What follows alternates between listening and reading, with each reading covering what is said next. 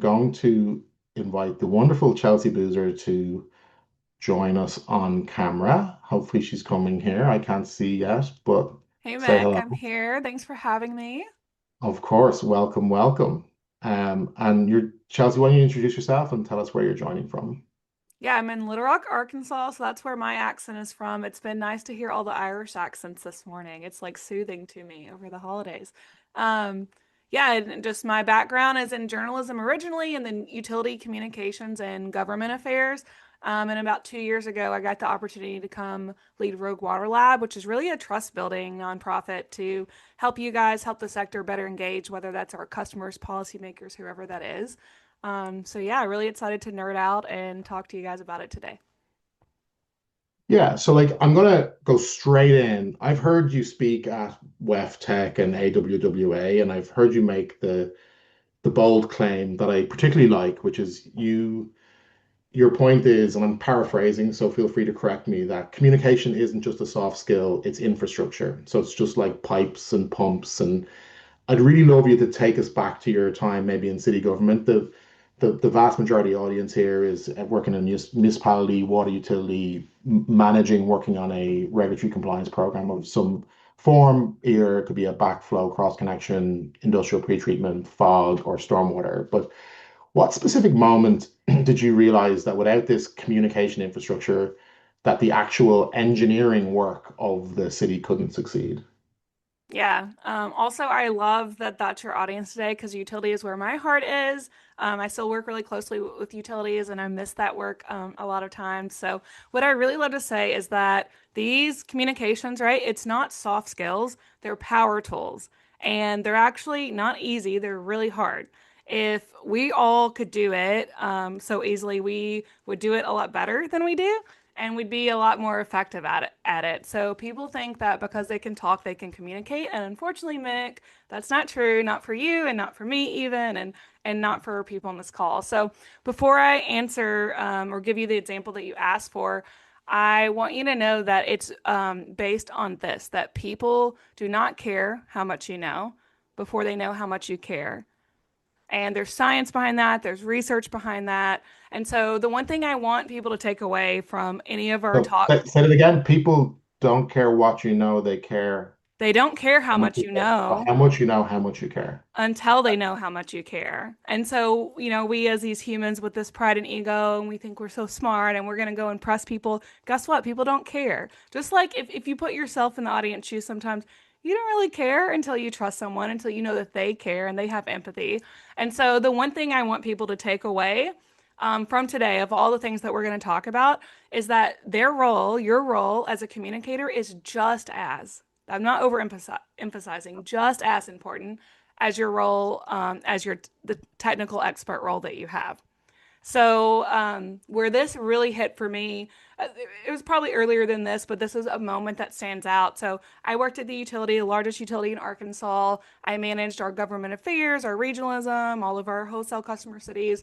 So I'm in the directors meetings, right, the executive staff meetings every month, and one month our CEO comes in and he tells the engineering director, "Hey, I need a breakdown of where our pipe fixes and investment has been by ward, so by city zone, city section, right?" And the engineering director, kind of when we all left the meeting, was maybe he said something in the meeting, I don't remember, but kind of complaining about that, kind of upset about it. That's not how we don't fix because of where the pipe is, like we fix the pipe that needs to be fixed.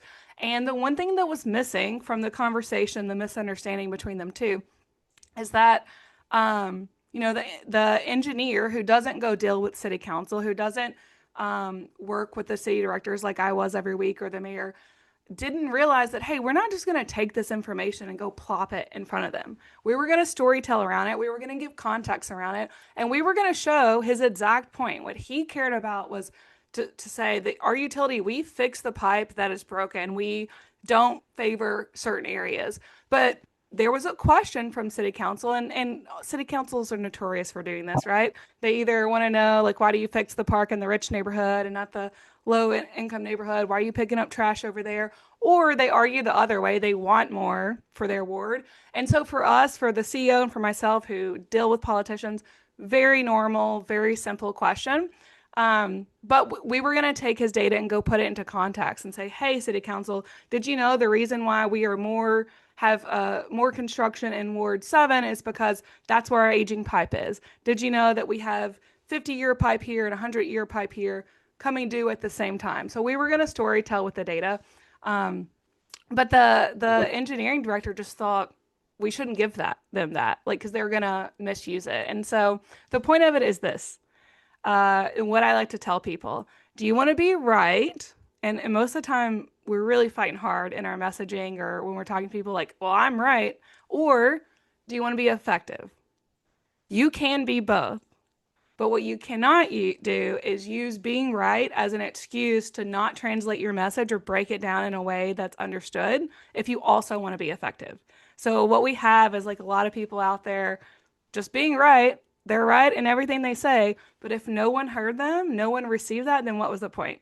So I love the work I did at the utility. And then when I had the opportunity to come over at Rogue 2 years ago and really transition this nonprofit into a trust building organization that's helping our sector better engage in these ways, I took that opportunity. I'm really passionate about this, and I realized, probably just like you guys had in this survey of your clients and customers, like you said, there's this gap in communications. And we're getting close in the sector to acknowledging it. It's kind of like the 12 steps, right? We say everywhere we go that we're bad at communicating.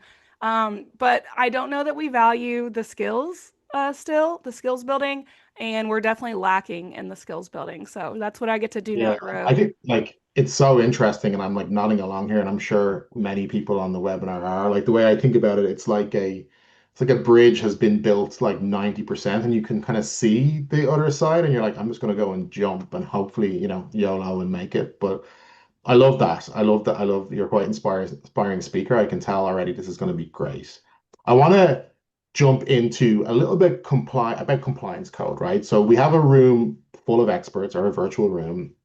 They know their ordinance, their city code backward and forward. And this is kind of like, do you want to be right or be effective? It kind of touches on that. But I've heard you speak about the curse of knowledge, and that like having too much expertise can actually be a liability. Can you talk about what's actually happening in our brains that makes this disconnect from the public, and how can we think about fixing it? Yeah, this is so good because it also, again, is so simple. And again, everything I'm talking about is scientifically based. There are like these smart people, way smarter than me, that did all the research at Yale and Harvard and all those things to come up with this. But the curse of knowledge means that once you know something so deeply, so you have a degree in it, you've worked in the field for 20 years, you talk about it every day with other people who know all about it, it's actually impossible to remember and imagine what it was like to not know. So when you're talking, I mean, you're talking in your world, right? And this is why technical experts so often either skip steps or use a lot of jargon. You experience this yourself and point it out in people when you go listen to presentations, but you don't realize when you do it because we can't, right? In our brains, it's just so common now. The CEO that I had, I worked closely with him and would go. I was part advisor, helped him in rooms with the senators and the mayors and whatnot. Um, and he was so smart. He was a lawyer. He has a degree from Oxford over in England, not the Oxford, Mississippi, although that one's good too. And sometimes we leave and I just say, Tad, you did it again. Like, you're talking up Mm. here.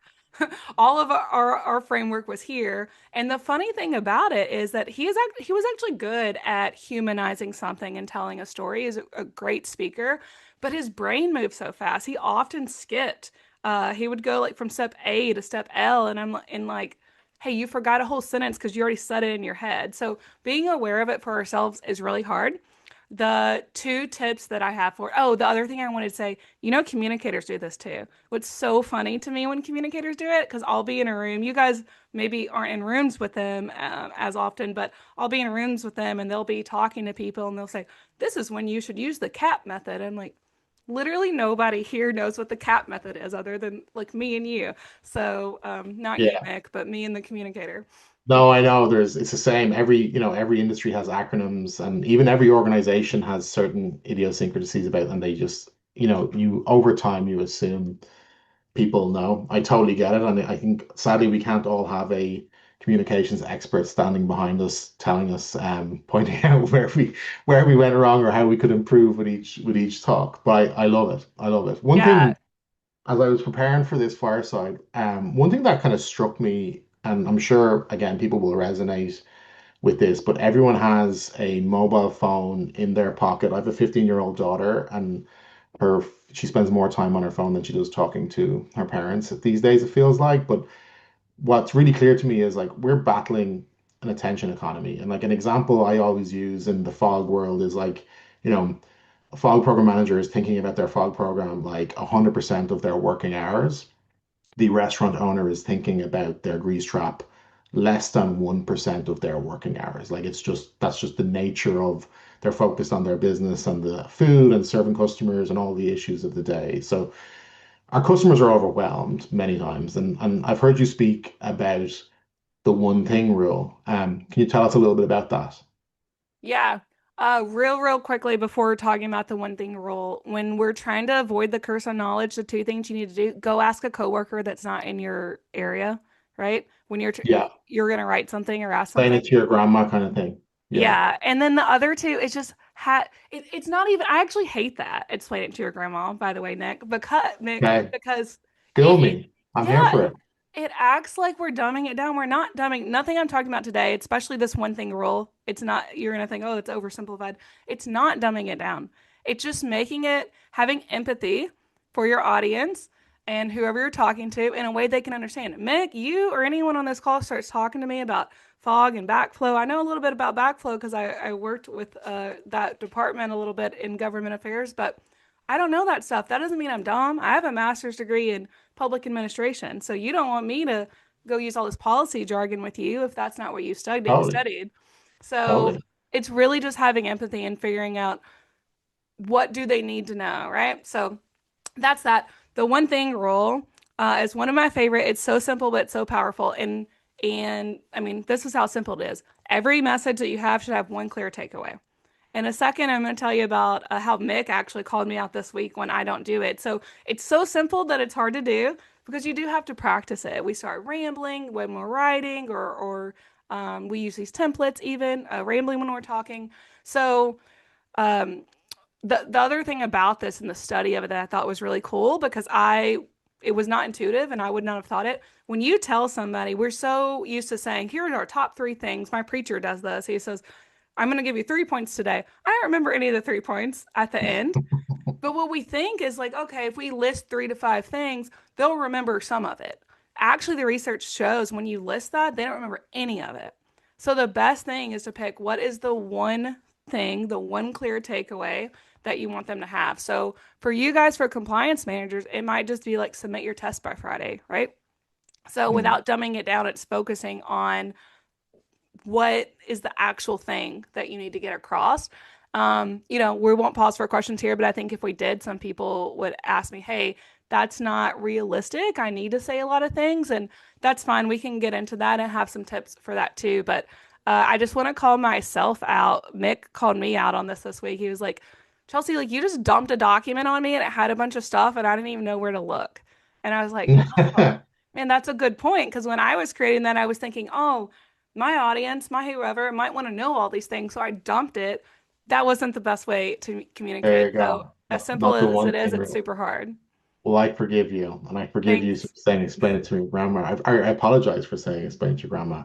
I did put you in the hot seat this week. So let me just share my screen. I did send Chelsea a backflow test June letter and asked her to apply some of these frameworks or rules to the backflow test. She then flipped it on me and asked me to do the same thing. So we did. So we have a little session here. I'm going to go into a quick share. It's just like 3 or 4 slides. So this is the letter, an actual notice. Hopefully people can see that. You're going to have to nod, I guess. Um, and Chelsea, why don't you talk us through what you did? It's gonna appear on the right. I also broke one of my own rules, which is I never do animations in slideshows. So pray for me that it's gonna work. But here we are. Yeah. So this is on the right is Chelsea's update to the backflow test letter. But when you talk us through what you did. I like a good animation. I also like that you did it because it shows like literally everyone can do this. You don't have to have comms background. I think that's what I want to get people away from. We're all communicators and we all have to know how to message better, right? First of all, the letter on the left is fine. It's like one page. It looks fine. You guys all might read it and say like, yeah, that's super sound. Like there's really not anything technically wrong with it. But without even reading anything, right? I want you to see the difference visually and my revision on the right. So there is some research around like what our eyes are drawn to, and it's the headline, it's anything that's bolded and it's list, and it's the PS. This letter doesn't have a PS, but like in emails, that's the things people read first. Now, if they have time and they're interested, they might go up and read your whole thing. But so your customer read, like if you look at mine, that headline action needed, they read there's this deadline by January 31st, and they read here's what they need to do. That they definitely read that part. Now maybe they went back and read the rest. The problem on the left is if you look, I don't remember the number if it's like 3 or 4 sentences, but we start off with like, hey, there's this prevention program. It's actually like way longer than that. Here's what a cross connection is. Here's what it does. Our records show you're located here and you have this. Okay, cool. Like I'm already that far down, and like, why do I care? Why are you telling me this? And then we go straight into paragraph 3 under the requirements of blah blah blah section. I don't know why our templates are like this, probably just because some super technical person a long time ago wrote them and we never changed them. They don't need to know all that and they're never going to make it through. And if they made it through, they're going to have to go back and check. And maybe this is why they're late, right, on their compliance. So the things I did on the right, the one thing is I put it, a lot of times I like to say, like, put it first. What I did on the right was put it in that bold paragraph in the second paragraph.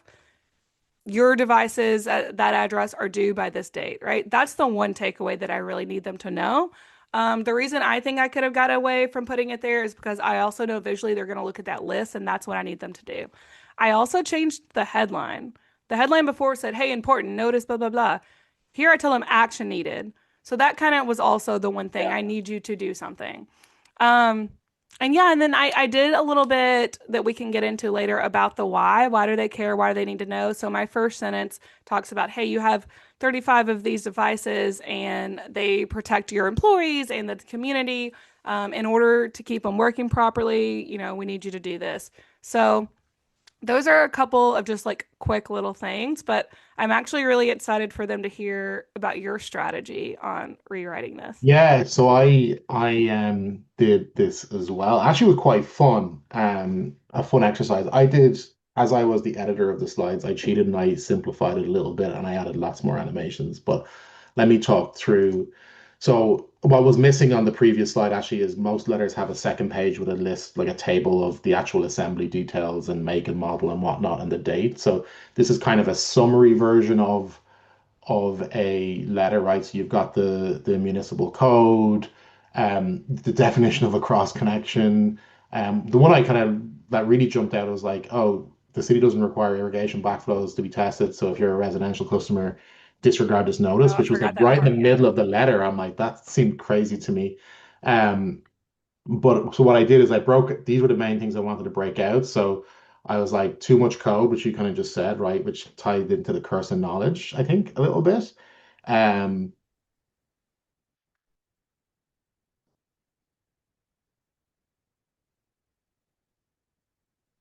Oh, so sometimes Mick freezes up, but the buried one thing that he's talking about, I forgot to mention this, is that on that page too, like it never even had their deadline on the first page originally. Hey, Mick, you're back. I went over the yeah, deadline for you. I froze. Yeah, so that was yeah. Sorry, I knew that was going to happen at some point, but the Wi-Fi failed me. But we're back.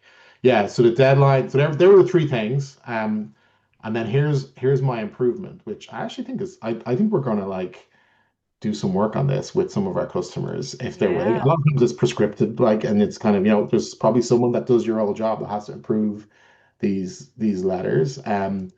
But basically I was like, oh, this letter is going to be ignored in many cases, and sadly it is sometimes. But here's my one. So some similar things. I have the same action required heading, a little bit of color. I brought in the deadline as the first thing, and then similar like why does this matter type thing and etc. So I think I applied the one thing rule pretty well here. Yeah. I'm like I was pretty happy. The science to the story piece, which I'm going to touch on that next, around storytelling because we kind of got into that when we talked about explain it to your grandma, dumbing down the stories, etc., etc. So like maybe we'll segue into that next. But yeah, this was actually like a fun little exercise. I was glad we had the opportunity to do it, and I think Yeah. And I just love yours I'd too love because your take. it's better than mine, and I don't like that. There's one thing I think you should add that I'll say, but why it's better than mine Just say it visually. again. Just say it again. Say it one more time for me. Oh, Mix is better than mine. We're gonna delete that in the recording. Obviously the color, obviously also visually, right? This isn't just about rewriting like the message, the word, and that's all I focused on when I rewrote it. So visually, I see action required. Also in a 1 second scan, I can see it's gonna take me less than 60 seconds to read this letter, so I'll read it, right? So Yeah, that's super important. It even not only tells me why it matters, it has a whole section of like if I want to know why this matters before I read anything, I'll just go there and read that. One other thing Mick didn't even point out that it does. Well, he did point out clear partnership. On look at his second sentence to keep the water safe for your product and your people, we need your partnership. That instantly like turns you in from like the big bad guy into someone helping them out. I care about my product, I care about my people. So he did that part so much better. We'll talk about like how you structure a story, but you can do it even simply in a little letter like this. The only thing that I think he needs to add is that goes to that partnership piece is support. So ending it with like, hey, to support you, if you need us, you can call here, you can email here. yeah, yeah, Um, yeah. it's Cool. yeah, so good. Love it. Thank you. It's great. Love it. All right. Well, let me stop my share again. I'm get my Yeah, phone. while you stop that, I'll say I bet some people are saying, "Oh yeah, that's cool," but I we have templates and I can't rewrite every one to every customer. That's fine, but I bet if you spend some time or you worked with Comply if they want to start offering to do this and like you could have made a template to that corporate one that didn't have the big long sentence about like if this doesn't apply to you. So you can make multiple templates and make this quicker. Just takes a little bit of work on the front end. Yeah, no, it's definitely something like there's been learning internally for us as we've gone through this process. I'm really excited about how we can improve. And this, it applies. We use a backflow example just because we send so many letters in the backflow area, but it applies to stormwater, industrial pretreatment, and fog as well. Like there's communication happening all the time and consistently. Yeah. Let's jump back to the storytelling arc. So you mentioned this in your intro, and then I messed up and said explain it to my grandma, and you scolded me for that. Yeah. But like a lot of technical people, like a story sounds like fluff, or it does actually sound like dumbing it down. And I think we sometimes worry about losing credibility, and it's not about being like sounding smart. It's just about like this is the law. Like people don't understand, and like it's this is what is enshrined in the code or the ordinance. How do you structure that message that captures the emotion of the stakes? That was the kind of part. It's actually I was glad you called out my partnership. Like I didn't really know what to write there. So I just kind of was trying to hit that partnership thing. I was like, we need your partnership. It was like, Mm. it's kind of like we need you to go and do this thing. But like, how do you capture the stakes without sacrificing like accuracy, I guess? Yeah, and what you did that you didn't realize you did. Is that right? Anyway, you appealed to their emotion. So like my training in journalism, I was trained in your story has to appeal to someone's emotions. That's like number one in writing a news article that people are going to read, right? That's how people write books. That's how people write movies. And so what I want to change in our brains from this word storytelling is like, first, I'm with you. I hate the word storytelling. I also hate the word communications because people undervalue it. They feel like it's fluffy things when actually it's super powerful tools. So if you can come up with a better word I can use to talk to people like you, I'd love to know because I hate when I say storytelling. I know people stop listening. Um, but I don't know if you've got a word, anyone got a word, pop it in the chat. I don't know. yeah, pop it in the chat. That's like some research I need back from you guys today. Yeah. Um, Yeah. Yeah, but what I want people to know is that technical expert knowledge, the science, right? And story, they're not opposites. They're not over here. They're teammates. They work together really, really well. So story gives structure and the emotion to the science. And so, again, like I said, all this data shows we as humans, we listen to stories. That's what gets our brain going. We don't listen to one, two, three, four, five, right? And remember it. So Is that like, sorry to cut you off there. I'm kind of thinking back to the partnership piece because like I think what a lot of people when you work in compliance, you feel like you're the police, right? Like you're enforcing the law and like that's, like I often hear the analogy of like there's a carrot and a stick, like, but most people in our industry rely on the stick because they have the stick, right? Like, yeah. is that how you avoid that? Is like you appeal to the emotions and like people remember how you make them feel, not what you said, kind of thing. Yeah, that part is true too, right? And I think that second part you're talking about to be less policing while still policing, it's your job. Your job is to regulate, right? Hmm. And get people to comply, and that's important. But it's this trust building piece. I'm actually going to go there for a second, and I'm going to get back to story. But when I think about that, I thought about my own example when I was a journalist. And when you're not alone, there are other people who feel like they're always, not the people that someone wants to walk into a room. So when I was a journalist, people used to say, people hate are journalists and lawyers. So I was also an investigative journalist of government. So people hated seeing me coming into a room, and I could feel it, right? Like a lot. And there's this example with the city manager of Little Rock. He has now passed away. He basically ran that city for like 30 years. And there was this time I asked him like a tough question about some policy or whatever, and he just gave me a non-answer. He just didn't answer it. And in this case, the technicalness of it, he didn't have to. But what I loved about that is that he respected I had to ask the question. It was my job to do that. And I respected that the best way for him to do his job was to not answer that in that moment. The only reason we had that respect, though, is because we had a long history of understanding each other. So while our jobs sometimes were at odds, or like there were many times I left the room and he rolled his eyes, or he rolled his eyes while I was still in the room. Um, but Yeah. we were still able to build this relationship, understanding what each other's roles are. And so I know I skipped the storytelling piece, but I think there's three ways you guys can do this to get there on the compliance. And one is just consistency. So so even like small regular updates that's gonna build your credibility and help reduce confusion over time. So with Bruce, like he saw me every week. So we had this regular consistency. You guys are not there physically, but if you can give little updates, little letters when you're not just coming to them when like, hey, I've got a stick, or hey, I need you to comply with this. There's actually an American Water Works Association study, and it was studying customers of utilities and their perception of like tap water quality and their trust, right? And it showed that something like 67% of people who had gotten one notice from their utility in the past 12 months, or no, sorry, the amount of people who got the one notice had a 67% higher like trust level. And so that was just with one piece of communication, because our brain, what happens for some reason, Mick will join and I could just keep talking. So he'll jump back on. But our brain does this thing when we don't have information, we fill the gap, and we fill it with something negative. Like we make up the story, and it's not our fault. We're humans, and like there's all this science about that's why our brain works.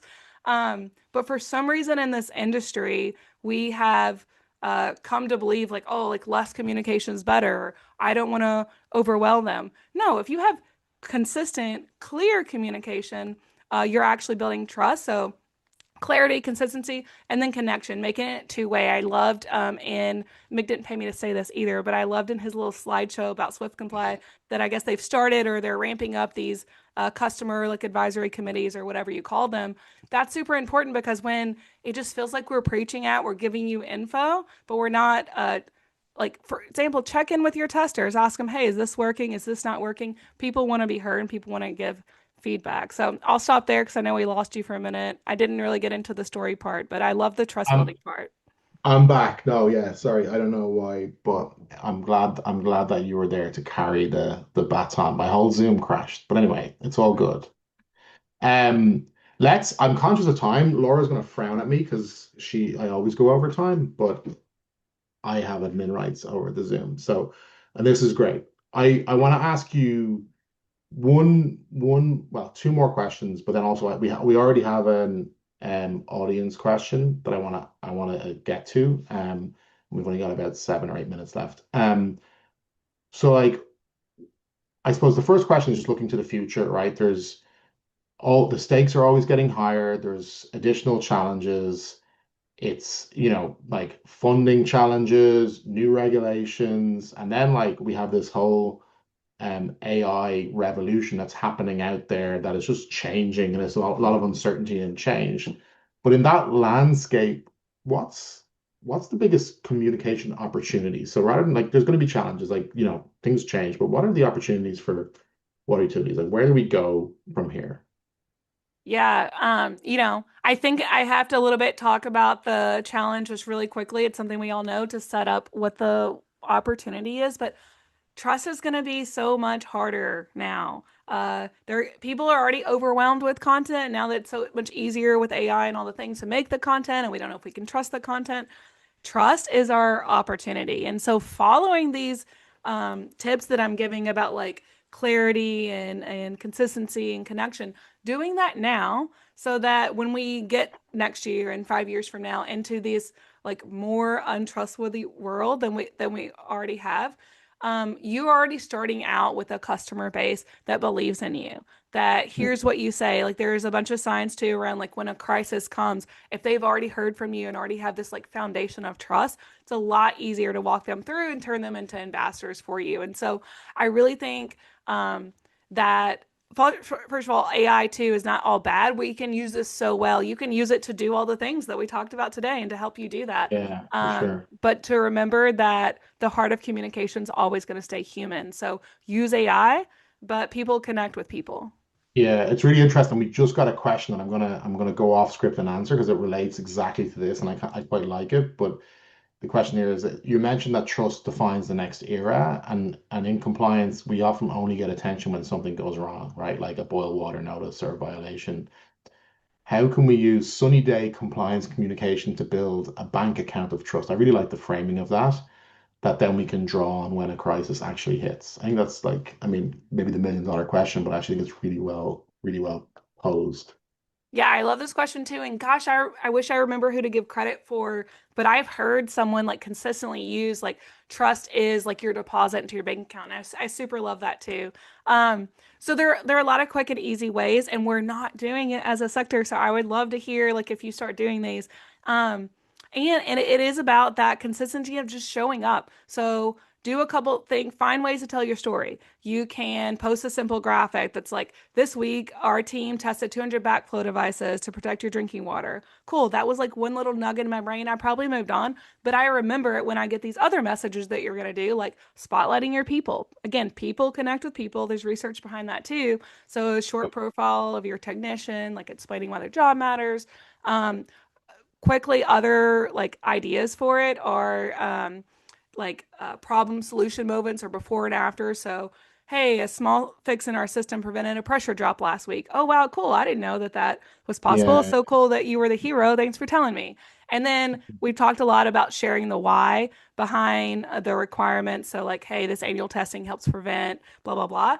Do that as a cool, like, holiday thank you. Thanks for helping do your part in protecting, right? Super, yeah, so just love find it. those ways to tell your story and reach out.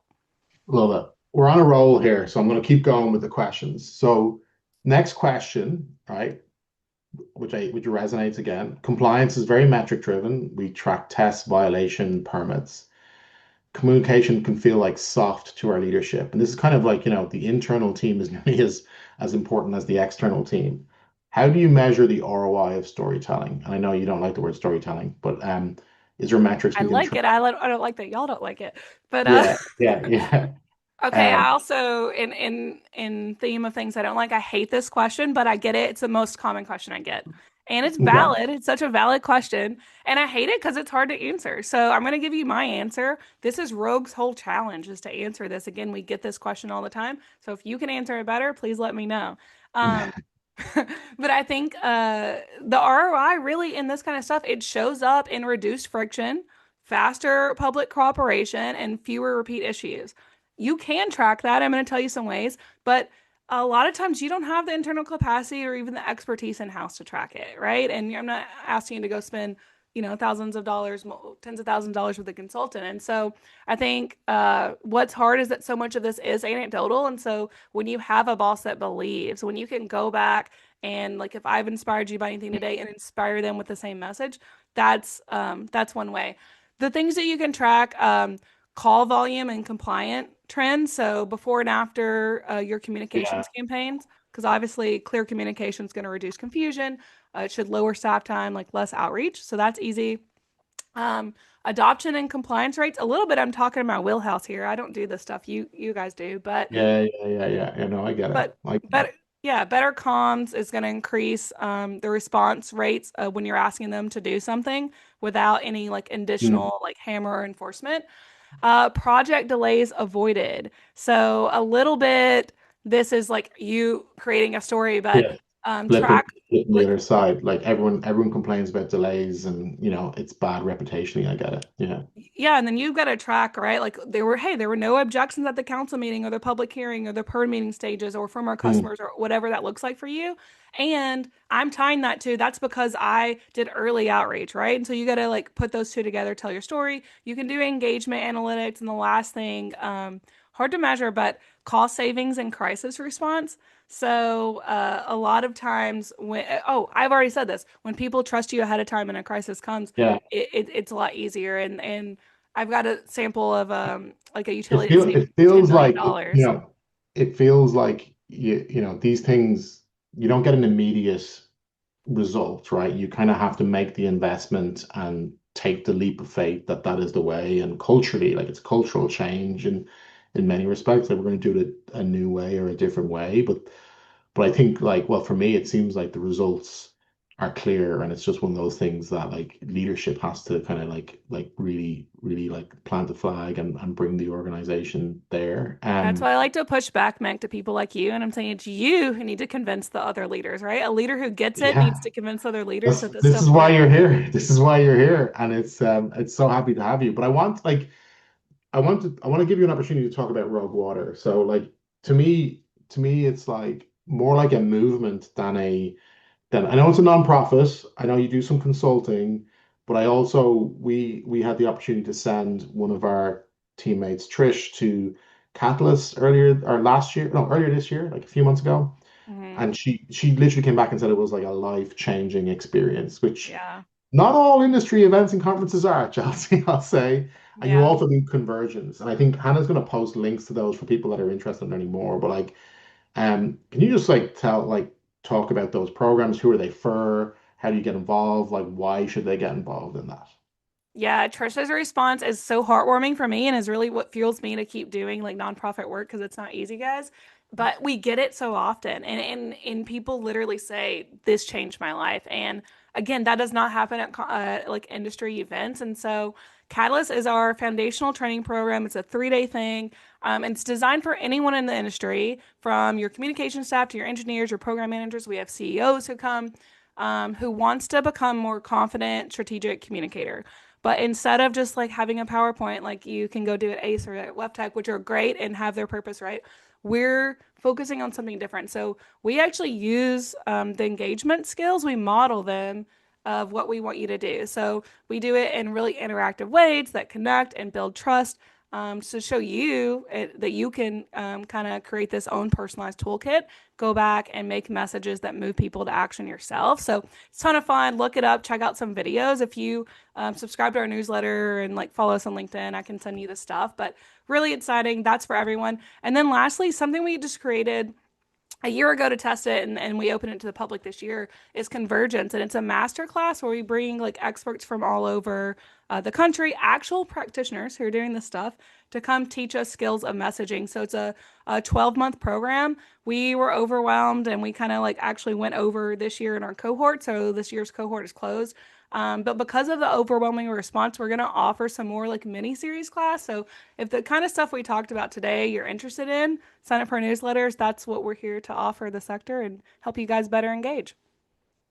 Awesome. So good. I have one final question. So I have a friend called Nick O'Dwyer, and you need to help him with a cocktail party challenge, right? So Nico he's a cross connection program manager, and when he goes to a party and he wants to talk to people, and someone says, "So what do you do for a living?" His current answer is, "I administer the municipal cross connection control ordinance pursuant to state code," and it's pretty much a conversation killer, and he's Yeah. not making any new friends. So how can Nico get a Hollywood pitch, Rogue Water style, to answer that question the next time he's at a cocktail party?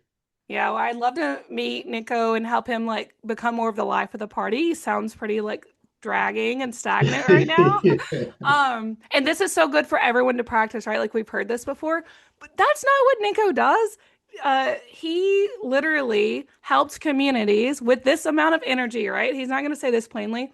I keep communities safe by making sure contaminants don't get in their water. Wow, me who has an 8-year-old son, like that's so cool. How do you do that? My 8-year-old son, by the way, thinks everything you guys do is like hero status. He used to go around telling people, my mom works for the water department. And I was so embarrassed because I worked at this like big regional utility that's not a department of a city. But he was saying that with so much pride. So when we talk about our work like this, like, no, I did help communities give them life-saving water and make sure it wasn't contaminated every day. That's what Nico does. And if he talks like that, maybe I'll go to cocktail parties with him. Sounds great. Awesome. Well, Chelsea, this was really great. Thanks so much for taking the time.